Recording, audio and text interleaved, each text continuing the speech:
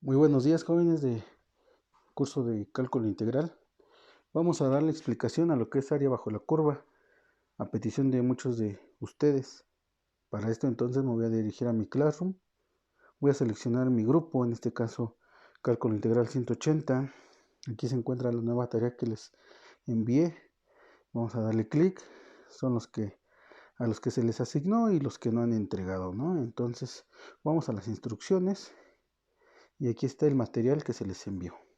Entonces lo que vamos a realizar es analizar juntos este material, ¿sí?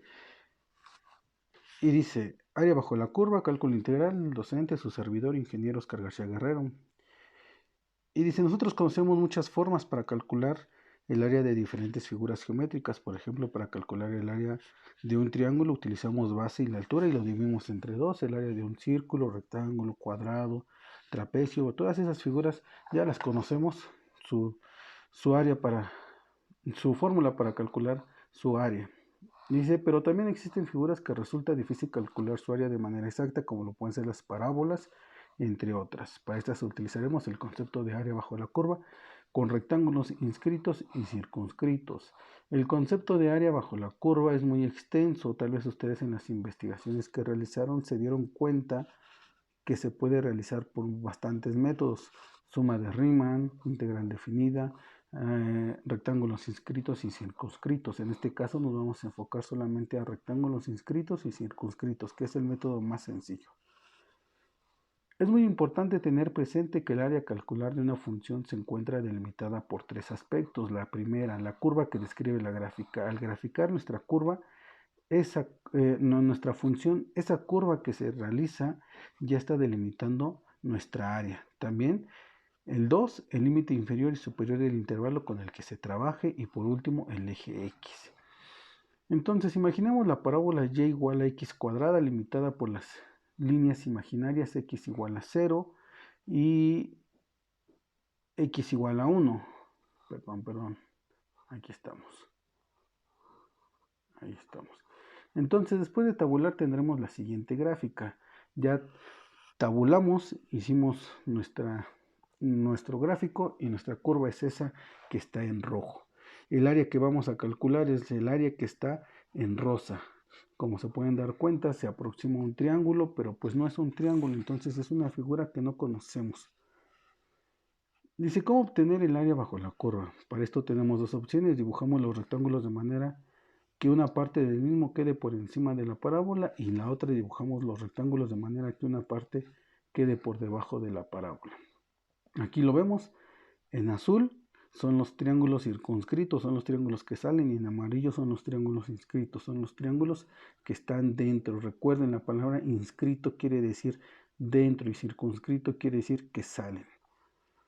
Podemos calcular el área de cada uno de estos rectángulos, podemos calcular el área de este rectángulo, de este otro, de este otro, de este otro, o bien de los rectángulos azules, el acá, y realizar una tabulación, una tabla. Para mi primer rectángulo, mi área inferior o mi área circunscrita, se pueden dar cuenta en el intervalo de 0 a 0.2, no hay un rectángulo inscrito, no hay un rectángulo amarillo aquí, puro rectángulo azul, por eso el área es 0 y el área en azul es 0.0080. Así sucesivamente con cada uno de los rectángulos. En este caso, para el último rectángulo, pues existe un área en amarillo y un área en azul.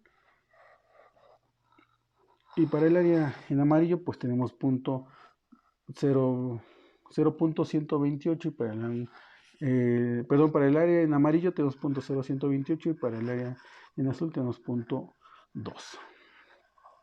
A mayor número de rectángulos, jóvenes, mayor va a ser nuestra aproximación al área real.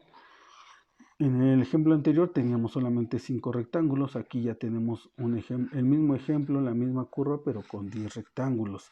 Si se dan cuenta, ya se va el error que tenemos para calcular nuestra área, ya se va haciendo menor. Entonces, ¿qué es lo que pasa si tenemos bastantes rectángulos? Pues nuestra área se va aproximando a la que ya es la exacta, la real.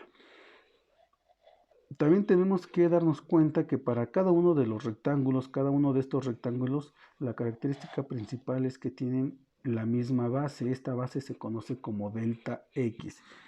Dice, de la siguiente manera, observa que la base de todos los rectángulos siempre es el mismo o la misma, delta X, y la altura de cada rectángulo cambiarán según sea su posición. Un rectángulo va a cambiar su altura, solamente su altura, no va a cambiar su base. Existen diversos métodos para calcular el área bajo la curva.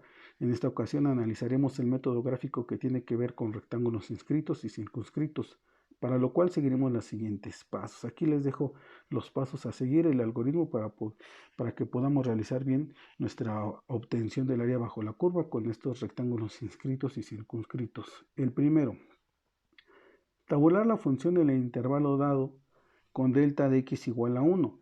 Delta de x se sugiere igual a 1, por eso está en rojo. No siempre es 1, puede ser un medio, puede ser 2, puede ser 3, puede ser 3 cuartos, y así irnos complicando cada vez más. 2. Graficar la función. ¿Qué quiere decir, ¿qué quiere decir delta de x? Que vamos a ir incrementando de 1 en 1. El siguiente paso es graficar la función. El tercero, identificar los elementos que delimitan el área. ¿Cuáles son esos elementos? Repetimos la curva misma, las líneas imaginarias del intervalo cerrado y nuestro eje X. 4. Dibujar rectángulos inscritos y calcular el área de los mismos. 5. Sumar las áreas encontradas para aproximar el área bajo la curva. Y 6. Repetir los pasos 4 y 5, pero ahora con rectángulos circunscritos, que son los que salen. La 7. Obtener el promedio de las áreas encontradas con los inscritos y con los circunscritos. Entonces vayamos con el ejemplo. Calcula el área bajo la curva de la función f de x igual a x en el intervalo cerrado 1,3.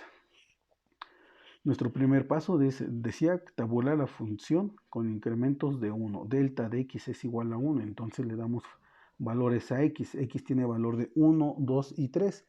Y para esos valores, cuando x vale 1, f de x dice y igual a 1, y igual a 2 cuando x vale 2 y y igual a 3 cuando x vale 3. Nuestro siguiente paso es graficar la función. La gráfica de la función quedaría de la siguiente manera o de la siguiente forma. A igual a 1. Cuando x es igual a 1 se le conoce con la letra de A, y cuando x es igual, perdón, aquí me equivoqué, cuando x es igual a 3 se le conoce con la letra de B. Son los límites inferior y superior del intervalo cerrado. La misma curva que me lo delimita y el eje X es el otro elemento. 3. Identificar los elementos que delimitan el área. Ya lo dijimos, A que es 1, B que es 3, la función y el eje X. Entonces, el área que está en azul es el área que tenemos que calcular. 4. Dibujar rectángulos inscritos y calcular el área de los mismos. Ok, tenemos nuestra misma área. Y entonces vemos que solamente se dibujan dos rectángulos inscritos. Los rectángulos llegan hasta cuando toca la función. Entonces para mi primer rectángulo tengo de base 1 y de altura 1. Entonces base por altura me da una unidad cuadrada. Para el segundo rectángulo tengo 1 de base y de altura 2. Entonces base por altura me da 2 unidades cuadradas. La suma de esto entonces será 3 unidades cuadradas como área bajo la curva con rectángulos inscritos. Repitamos el mismo procedimiento, pero ahora con rectángulos circunscritos. El área del rectángulo 1, para este caso, bueno, aquí observamos que los rectángulos ya sale. Entonces, mi rectángulo 1 es de 2 unidades, tiene base 1 y de altura 2. Mi rectángulo 2 tiene base 1 y altura 3, entonces son 3 unidades cuadradas. ¿Sí? Entonces sumamos las áreas encontradas para aproximar el área bajo la curva y tenemos que 2 más 3 me va a dar 5 unidades cuadradas. Ese es con rectángulos circunscritos. El último paso sería obtener el promedio de los rectángulos inscritos y circunscritos. Con inscritos teníamos 3, con circunscritos teníamos 5 y los dividimos entre 2 y encontramos que el área promedio sería 4 unidades cuadradas. Les dejo estas preguntas para que lo analicen. ¿Qué pasa si en el mismo ejercicio se realiza con 4 rectángulos? ¿Qué es lo que pasa si en lugar de tener 2 rectángulos, ahora tendremos 3 rectángulos? ¿De cuánto sería nuestro incremento? ¿De cuánto sería nuestra base? Pues nuestra base sería de un medio. Entonces, ¿cuánto valdría delta de x? Delta de x valdría 1/2. Y si delta de x ahora es igual a 8, ¿cuántos rectángulos tendrías? ¿Qué me está diciendo delta de x? Delta de x es mi base y nos damos cuenta que mi base lo más que puede valer es 2. De 1 a 3 solamente tengo 2 unidades. Si delta de x es igual a 8, entonces ¿cuántos rectángulos tendría? Pues no me cabe ni siquiera un solo rectángulo. Mis rectángulos serían 0.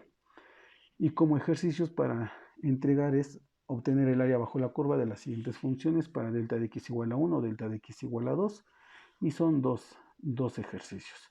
Si les sirvió, muchas felicidades. Si tienen alguna duda, espero sus comentarios vía Classroom. Hasta luego, jóvenes. Que estén bien.